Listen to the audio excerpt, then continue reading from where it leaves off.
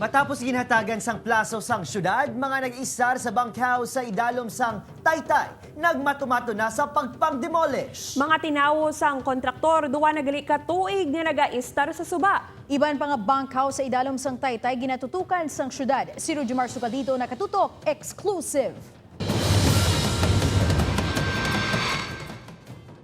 Kompleto sa amenities ang ining estruktura sa idalom sang Halandone Bridge. May CR kag paliguan, balatangan, kusina kag labi sa tanan. May manok nga kalingawan sang masobra pulo ka mga trabahante sang roof rim construction, kontraktor sang ginatukod nga Iloilo Esplanade Expansion. Ini ang napundar nga pulahuayan sa mga construction worker sa makapinduha ka tuig. Subong nga aga, nagmatumato na sila sa pagpangguba sang ila bunkhouse matapos ginmando na ang pagpangkakas sa ila sa idalom sang Taytay nga makabig higko sa syudad. Balo sir kung ano kay gintudo lang kami di mo. Oo, subong kay pagguba na ni para sobing ka mo masayo.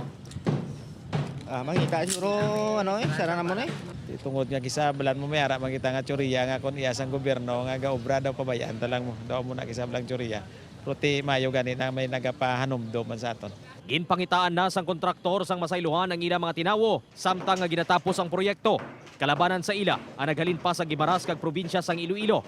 Gani mas ginpili nga mag-istar sa suba nga may milyones nga atop ang Taytay. wala man sa problema sa primero sir. Okay man. Subong man lang ningan natin nadala sa ano siguro Ginako sang anti-squatting and illegal structure unit nga wala matalupangdan ang illegal structure sa idalom sang Halandone Bridge. Kag bangod sini, ila na nga ginatubod kumayara pa sang iban nga mga Taytay sa syudad nga may amuman nga illegal structure sa idalom. Amo na pa pag sikon pag ginamon to gani ang ginatudlo pag itong sa Simon Ledesma. Tanaw namon dito. Kag ang duwa na da ka Taytay pag Upod kay Romel Porquia, Rujimar Sukadito, 1 Western Visayas.